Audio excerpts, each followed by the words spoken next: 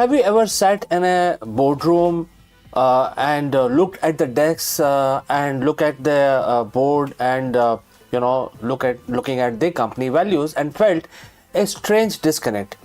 You have hired the best consultant, you have printed the posters that says integrity and innovation, and yet when you walk the floor the culture feels different. There is a silent friction. Employees are cutting corners, meeting start lates, and the spirit you wanted just isn't there. Most CEO think this is a management problem. They think they need better KPIs or a new HR policy. But the truth is much more sobering and much older. The reason your team isn't doing what you are saying is because they are too busy watching what you do. Thousands of years before the first MBA was ever awarded, this exact leadership trap was identified in Bhagavad Gita, and therefore today we are decoding chapter 3, verse 21, the ultimate blueprint for the modern executive. In chapter 3, verse 21, Bhagwan Krishna says to Arjun, and the quote starts, "Whatever action a great man performs, a common man follows, and whatever standards he set for exemplary act, all the world pursues." Let's break down the two key words here that every CEO needs to understand. In the ancient context, it means a superior or a distinguished person. In 2026, therefore, it could be you, the CEO, the founder, the department head. You are the point of reference. Second is the standard or authority, right? Before we proceed further, we would like to speak two words on our sponsor. Let me ask you, are you struggling to find the right solution for your business problems? I would like to introduce HelloGig.com, whose AI engine connects you with top-tier freelancers from your industry only, which helps in designing a better and scalable solution for your business.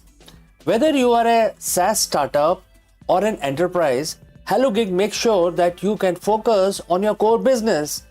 With HelloGig's global freelance network, you can depend upon all your technology needs, be it software development, artificial intelligence, video editing, or even something else. Ready to hire smarter? Scan the QR code given on the screen or click on the link below. Now let's get back to our video. Alright, let's proceed further. Krishna is telling us that the leadership isn't a series of commands, it's a series of standards. You don't create a standard by writing it in an email, you create a standard by living it. So if the Shrestha, the leader, checks their phone during a presentation, the pranam, which is the standard, is just become disrespect. Isn't it okay? Even if your company handbook says otherwise, right? So why does this happen? Why do actions drown out any words, any email from you? Psychologically call this mirroring. In a hierarchy, the lower level subconsciously mimic the higher levels for survival and for social cohesion. If the CEO stays late but tells everyone to prioritize work-life balance, the team ignores the word and the mirror their behavior. Why? Because the behavior is, what gets rewarded. Think about your own organization. If you preach transparency but keep your office door locked and your calendar private, your team will hide their mistakes from you as well. If you preach innovation but punish every small failure, your team will play it safe. They will not innovate and they will not even tell you what's going on. You are a giant mirror. Your team is simply a reflection of your own habits, amplified 50 times. Let's look at two examples. Scenario A, the late night CEO. A CEO of a tech startup wants to reduce burnout. He sends an email at 11 p.m. saying, "Don't feel pressure to reply to this tonight." Now what is happening here? Every VP replies within 5 minutes. Why?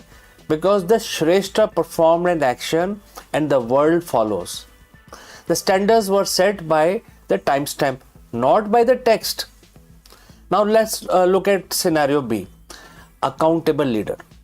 Imagine a CEO who makes a public mistake. Instead of blaming the market or the marketing team, they stand up in an all hands meeting and say, I made a bad call. Here is what I learned and here is how I will fix it. By doing that, they've just legalized ownership for the entire company. They didn't tell people to be accountable. They made accountability, which is the pranam, through actions. Which one of these reflects your last week in the office? Do let me know in the comment section below. So how do we apply this Bhagavad Gita's lessons tomorrow morning? There are 3 pillars to becoming a leader worth following. First, which is audit of action. Review your last 5 off-the-cuff actions. How you spoke to the receptionist, how you handled a late report, how you reacted to bad news. Did those actions align with your core values? If not, the values are just ink on the paper. Second, radical consistency. Bhagavad Gita says whatever action he performs, it doesn't say the big action. It says the small ones. Consistency creates the standard. If you want a culture of punctuality, you must be the first person in the room every single time. Third, relentless self-purification. Leadership in Bhagavad Gita is the path of self-mastery. You cannot lead a team to a place you haven't gone yourself. If you want a disciplined team, you must be a disciplined individual yourself. So as we wrap up, remember this, you are always teaching even when you aren't talking. Your employees are not listening to your speeches as much as they are reading your life. When you leave the room, you leave behind a shadow. Is it a shadow of excellence or a shadow of shortcuts? Bhagwan Krishna's message to Arjun was a call to duty. Your duty as a CEO is to be the living embodiment of the culture you want to build.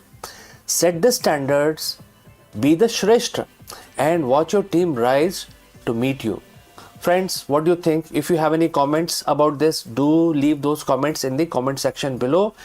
And thanks for watching. Thanks for listening. I will catch you again in the next one.